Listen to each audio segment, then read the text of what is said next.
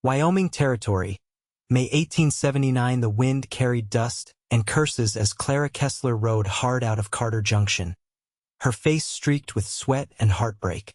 They had shouted at her on the courthouse steps, called her a liar, a whore, a witch who'd cursed her husband.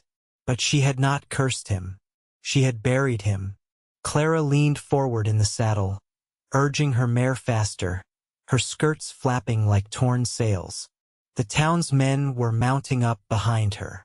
She could hear it, the clamor of hooves, metal on leather, rage.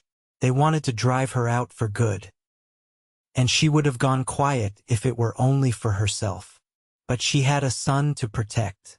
"Hold on, baby," she whispered, glancing down at Benjamin, clutched tight to her chest in a sling. The boy was barely 3. His curls stuck to her blouse with sweat. He whimpered, burying his face into her side. "Mama's got you. We just need to get clear." Up ahead, the road split at the ridge. Beyond it, the land turned rough rock and pine, places where town men would not follow without thinking twice. Then she saw him. A lone rider waited at the crossroads, sitting easy in the saddle like he had been born there. A wide-brimmed hat shadowed his face, but she knew the man even from a distance. Asher Ellison. He was older now, broader. His face held the quiet strength of someone who had seen too much and talked about none of it. His horse was already turning before she reached him. "Which way are they coming?" he asked, voice low and steady. "Behind me," Clara gasped. 5 or 6 of them. "They are not going to stop. Then neither will we." His eyes flicked to the child nestled against her. "You ride close. I will ride closer." They thundered into the hills, side by side.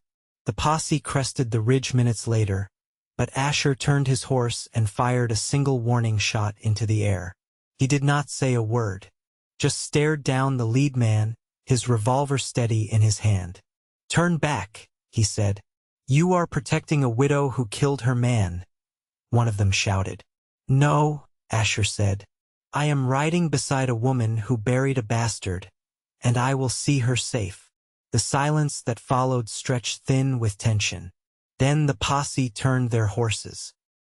One by one, they rode back toward town, muttering. Clara stared at Asher as he holstered his gun. "Why did you do that?" He turned his horse again and started riding. "Because you needed someone who would." They rode through the rising dusk, passing between pines and sagebrush. The hills swallowed the last of the town's anger, and the air grew cooler. Clara kept glancing at him, trying to piece together the boy she used to know with the man now beside her. "You remembered me?" she asked quietly. "I never forgot," he said without looking at her. Her throat tightened. "I did not think anyone would ever come for me." Asher slowed his horse just enough to fall in beside her again. "I was out at the edge of the range when I heard what happened in Carter Junction. Rode in to see for myself. Saw you on the steps, holding your boy with your head high." She looked away. "I had no choice." "I know." They made camp that night near a creek bed, under the arms of a leaning pine. Asher set a small fire and laid out a blanket for Clara and Benjamin. The boy had cried himself to sleep, his small hands fisted in her dress. Asher handed her a tin cup of coffee. Her fingers brushed his, and something passed between them, old memories folded into new ones. He sat across from her and watched the flames. "You loved him?" he asked quietly. "No," she said. "I married him because I was scared. My father died. My mother was gone. I thought if I said yes to a man with land and a sharp tongue, I would be safe." Asher nodded slow. "He hurt you. He broke ribs, teeth, my voice for a while. But Benjamin, he is the only good thing that came from it." Asher looked at the sleeping child, then back at her. "You are braver than anyone in that town." Clara blinked hard. "You always used to say I was too soft." You were softer then, he said. But not weak. Never weak. They slept beside the fire that night. Clara curled around her boy, Asher sitting upright with his rifle across his lap, watching the darkness. By morning they rode again. Asher guided them toward an old trapper's cabin he had fixed up the year before. It sat near the tree line, with a stream running behind it and a view of the whole valley below. Nothing fancy, but it was quiet, safe. Remote enough that no one would come looking. Clara stepped inside and turned in a slow circle. "This is yours. I built the door myself," he said. "Took me 3 days to get it to hang straight." She smiled for the first time since they left Carter Junction. "It is crooked. I know." Benjamin woke up crying later that night, and Clara nearly broke apart trying to soothe him. Asher was there, quiet and steady, offering her a clean cloth, a cup of water, anything she needed. "Does he remember?" Asher asked when the boy finally fell back to sleep. "Some things," Clara said, her voice rough. "He used to flinch when a man raised his voice." "He will not have to flinch anymore," Asher said. She looked at him, really looked, and something inside her began to settle. Over the next few days they carved a rhythm. Asher chopped wood, hunted, patched the roof. Clara cleaned the cabin, mended shirts, read to Benjamin under the trees. The boy took to Asher fast, small hands reaching for him, laughing when he lifted him high. Every time she saw them together, something deeper took root inside her. One evening, as the sun dipped low and painted the hills gold, Clara stood at the edge of the porch and watched Asher teach Benjamin how to hold a slingshot. The boy's giggles echoed through the trees, and Asher laughed low and warm. Clara stepped down and walked toward them. When she reached them, Benjamin ran off chasing a rabbit. She and Asher stood close. "You could have left me," she said. "You could have turned your back like everyone else." "I could have," Asher said. "But I never stopped caring about you. Not once. I thought if I stayed away long enough, maybe you would have a good life without me in it." She swallowed. "But I didn't." He nodded. "I see that now." She touched his arm. "I never got to say goodbye when you left for Texas." "I never wanted to go," he said. "But I had nothing to offer you back then." Clara took a breath. "And now," Asher looked at her, slow and certain, "now I would give you everything I have if you wanted it." The wind moved through the pines. Benjamin laughed again in the distance. Clara stepped closer. "I want it. I want you." Asher cupped her face, rough hands gentle. "Then you have me." And when he kissed her, it was not rushed or wild. It was steady, sure, like he had been waiting years to show her he meant it. The rains came 2 nights later, thin at first, like a whisper against the shingles, then harder, steady and cold. Clara stood at the window with her shawl wrapped tight, watching the light fade into wet gray. Benjamin was curled up on the cot with a wool blanket tucked around his shoulders, thumb pressed against his cheek, his breathing even. Asher came in from the lean-to, boots dripping, hat in hand. He shook the water from his coat and hung it on the hook by the door. "You did not have to check the horses in that," Clara said, turning from the window. "They get restless when the wind shifts like this," he said, brushing damp hair back. "Better to calm them down than let them kick half the stall down." She crossed to the stove, lifting the kettle with worn fingers. "There's coffee left, but it's thick and bitter by now." "I've had worse," he said, settling into the chair by the hearth. "Once boiled beans for a week on nothing but rainwater and regret." Clara poured him a cup and handed it over. "You always talk like you've lived 3 lives already." He wrapped his hands around the tin. "Feels like it some days." She sat across from him, her knees nearly touching his. The fire crackled between them, throwing shadows across the floorboards. The walls creaked with the weight of the storm pressing down on the roof. "I want to ask you something," she said, her voice low. He looked up from the cup. Go on. After you left for Texas. Did you ever write? He held her gaze for a long moment. Twice. I gave the letters to the supply man, told him to bring them to your father's place. I never heard back. She leaned back, arms crossed. We moved not long after you left. My father sold the land when his leg got bad. I figured something like that happened. He stared into the fire. I kept thinking I should have come back sooner. Should have tried harder. You couldn't have known, she said. I didn't leave a trail. I looked for one. She watched the fire catch in the lines of his face. If you had found it, I would have come back and asked you to let me stay. Clara rose and took the kettle off the stove, setting it aside. Is that what you're doing now? No, he said, standing slowly. Now I'm asking you to let me build something with you. She looked down at her hands. They were still swollen from scrubbing the floor earlier. I've never had a man ask me that. Not without expecting something in return. I'm not asking for anything but a place beside you, he said. And the chance to be good to your boy. She met his eyes then, something quiet and certain blooming in her chest. You already are. The wind shifted again, pulling a branch hard against the roof. Benjamin stirred but didn't wake. Clara moved to check the window latch, pressing it tighter against the frame. There's a sawmill east of here, Asher said, watching her. A couple of the older hands owe me work. If I go down there in the spring, I could bring back enough boards to add on a room. She turned toward him. A room for what? For you, he said. And him. I figure a boy needs space to grow. A silence passed between them longer than the others, but not heavier. I've always lived in someone else's place, she said. My father's house. My husband's land.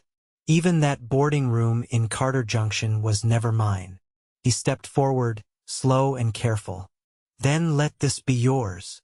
Her breath caught. She didn't reach for him. Not yet. But her voice was steady. I'd help you cut the boards. He smiled, the kind that reached his eyes. Thought you might. That night there was no distance between their bedrolls. Clara lay beside Benjamin on one side, Asher on the other, his hand resting just above hers. Outside, the storm carried on, but inside the cabin, the air was warm with something new, a kind of quiet belonging neither of them had known before. Morning brought clear skies and the smell of wet pine. Asher rose early, bringing in water from the stream. Clara stepped outside with a basket slung over her arm, searching for sage and wild onion along the slope. The ground was soft underfoot, and the sun felt like a promise as it broke over the ridge. Later, as they sat outside eating bread from the iron skillet and watching Benjamin chase beetles through the grass, Clara turned toward him. I used to think peace was something that happened to other people. Quiet mornings, a place to sit and breathe. He took a bite and chewed slow. It's not something that happens. It's something you make. She leaned her head against his shoulder, the sun warm against her cheek. Then let's make it. He nodded. We already started. By early June, the valley began to green. Snow still clung to the highest peaks, but down below, the earth softened underfoot and wild lupin bloomed in sprays along the hillsides. Clara bent over the garden bed behind the cabin, pushing damp soil around the roots of a young squash plant. Benjamin sat nearby under the shade of a cottonwood, turning smooth stones into pretend horses, his small hands busy with stories only he could hear. Asher returned from the ridge trail with a brace of grouse slung over his shoulder. His shirt clung damp to his back, and his hat brim was pulled low, streaked with dust and pine needles. Clara straightened, brushing her palms against her skirt. You find anything else up there? She asked, looking past him to the line of trees. Fresh tracks. Elk, maybe a few days old, heading west, and signs of someone camping near the hollow. Ashes still warm. Clara's spine stiffened. Could be trappers. Could be someone looking, he said, setting the birds on the chopping stump. She wiped her brow with the back of her hand. You think they'd come this far? Depends how much thirst they've still got for trouble. She glanced toward the cabin, where Benjamin had begun humming to himself. They won't find us easy. No, Asher said. Not unless one of us leads them in. That evening, while the stew simmered and the sky turned the color of bruised lilac, Clara stood at the cabin door and watched the treeline. Asher sat sharpening his knife near the fire pit, the slow rasp of stone against steel carrying in the cooling air. Did you ever think about settling somewhere else? She asked, arms folded. You mean a town? Someplace with more than one room and a name painted on the side of a mercantile. He looked up, the firelight catching the edge of his jaw. I lived in places like that, never breathed right in him. She stepped down from the porch and walked toward him. I used to think towns meant safety, but all they ever did was close around me. He turned the blade in his hand, testing its edge. This place doesn't pretend to be anything it ain't. That's worth something. Clara crouched beside him, brushing a curl behind her ear. You ever miss people? I miss certain kinds, he said. The ones that don't need noise to feel real. She smiled, faint and tired. You always were quiet. He met her eyes. So were you. Before they made you loud just to be heard. She didn't answer right away. Then, very softly, she said, I still don't like raising my voice. You don't have to, not here. She reached out, her fingers grazing his wrist. I know. That night, after Benjamin had fallen asleep near the hearth with his cheek tucked against his folded jacket, Clara and Asher sat on the steps of the porch, watching bats flicker through the darkening sky. Her shoulder brushed his. I used to dream of growing old with someone, she said. But the man I married, he didn't leave room for dreaming. He didn't shift away, just rested his elbow on his knee. You still want that? To grow old beside someone? She nodded. But not just anyone. Someone who listens when I don't speak. Who stays when the wind changes. He was quiet a long time, then said, I want that too. The next morning, Clara woke to the sound of boots on earth and Benjamin whispering near the door. She rose and opened it to find him crouched beside Asher, watching him whittle a small horse from a scrap of pine. His legs'll break if you don't make 'em thick, Benjamin said, squinting. That so? Asher asked. Yep, I seen real ones. Clara leaned in the doorway, her arms folded loosely, watching them. Her chest warmed in a way that didn't feel fragile anymore. Later, Asher handed her the finished carving. For him, he'll need more soon. I'll make a whole herd. Clara turned it in her hand. He's never had a toy that didn't come with bruises. Well, Asher said, brushing sawdust from his shirt. He's got one now. A week passed without sight of strangers. Clara planted more beans, turnips, a row of dill.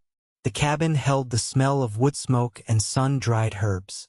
Asher built a fence around the garden, one post at a time, pausing only to sip water from the tin flask on his belt. On the 8th day, before dawn broke fully, Asher came in and set a folded paper on the table. Found this near the trailhead, he said. Clara opened it. A bounty circular. Her name, offered with reward for flight in the wake of domestic tragedy. No mention of bruises. No mention of the child. Her hands trembled, but her voice stayed level. They're still trying to make me the story they need. Asher's jaw worked. We'll keep low. I'll move the horses farther from the path. If anyone gets near, I'll know it. She folded the paper and placed it in the stove, feeding it to the flames. They can bury my name in ink if they want. I'm not giving them what's left of my life. He stepped close. You won't have to. She looked up at him. You're not afraid they'll come for you too? I've had shadows on my back before, he said. But I've never had something worth standing in the light for. Clara reached up and rested her palm against his chest. You do now. He covered her hand with his. Then I'll stay in it. The sun lifted slow over the ridge, casting gold across the floorboards. Benjamin stirred, stretched like a cat, and sat up blinking at the fire. I'm hungry, he said. Clara smiled, brushing her fingers across Asher's sleeve before turning toward the hearth. Then let's start the day. The first calf was born just after sunrise, legs tucked beneath it in a patch of juniper-shadowed grass. Asher found it while checking the perimeter fence and called Clara down from the slope with a sharp whistle.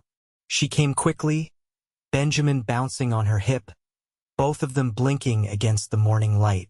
It's early, she said, crouching beside the calf while Asher stood back, arms folded. She'll live, he said. Strong lungs. The mother cow, a roan with a wide blaze, was already licking the newborn clean, her eyes half-lidded with instinct. Benjamin wriggled out of Clara's arms and stood tiptoe at the fence, wide-eyed. Can I name her? Asher nodded. She's yours to name. Benjamin thought hard, then pointed. Junebug. Clara smiled, brushing straw from her skirt. That suits her. They let the boy walk the fence line with a stick, trailing it through the grass like a sword, while they moved the cow and calf to the shelter Asher had built the previous fall. Inside, the roof held steady, and the hay was dry. Clara stood near the gate, arms crossed as she watched them settle. You ever think about breeding more? Asher led the cow in careful and quiet. Not until this year. But the land will carry more if we build it right. She tilted her head. You want to raise cattle again? I want to raise what keeps, he said, brushing his hands off on his trousers. Cattle, chickens, maybe a milk cow if we can trade for one. Clara nodded, thoughtful. I can trade preserves for seed. There's a wagon that runs through Wind River every 3 weeks. They take jars and dried herbs. He closed the gate behind him. You'd go that far? I would for us. They walked the ridge that afternoon while Benjamin napped, the wind warm on their backs. Below, the stream wound silver through the trees, and far off, a hawk circled, its shadow gliding across the slope. Clara carried a basket with salve tins and dried bark tucked inside. Asher held a rifle, though no tracks had crossed their land in days. You said once you looked for me? Clara said, eyes on the trail ahead. I did, after my last cattle drive. I came back through Laramie, then down through the canyon road. I asked around. Got nothing but guesses. She stepped over a root. What did you think you'd find? He glanced over. You, maybe a home with a porch. I didn't expect to hear you'd married someone like him. I didn't expect to marry him, she said, voice even. It happened fast. My uncle pressed hard. Said I'd ruin myself if I didn't take the offer. At the time, I thought he was right. They walked a while in quiet, the trail narrowing. I'm sorry, he said finally. She stopped. Why? For not getting to you first. Clara looked at him, the wind tugging a curl loose near her temple. You're here now. That's all that matters. They reached a bluff overlooking the western rise, and from there, the land opened wide low fields, pines stretching past sight, and beyond that, the faint blue edge of the Tetons. Asher sat on a flat stone, rifle across his knees. There's a man I knew once, old Cowboy, rode with me in Arizona. He used to say you can't outrun what's behind you, but you can outwalk it. Clara sat beside him, hands folded in her lap.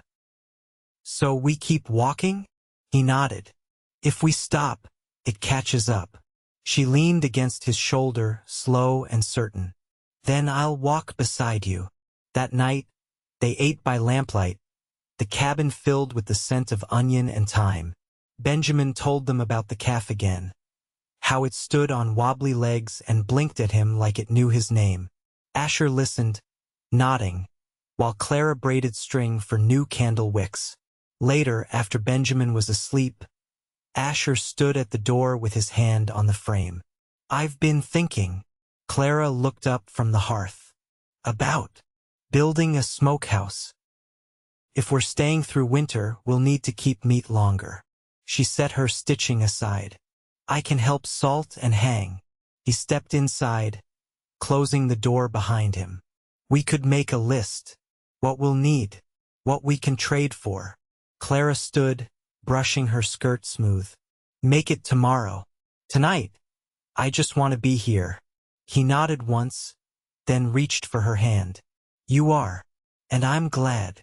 The fire burned low, casting soft light against the log walls. Outside, an owl called once, then fell silent. Clara looked up at him, her voice quiet. "Do you think peace can last?" He didn't answer right away. Then, "It will if we make it strong." She leaned into him, her head resting just below his collarbone. "Then let's make it stronger." And as the embers faded to red, they stood together in the quiet, the storm behind them, the years ahead steadily unfolding.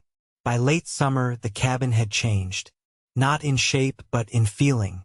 The walls held more than warmth, now they held intention. A row of drying garlic hung from the rafters.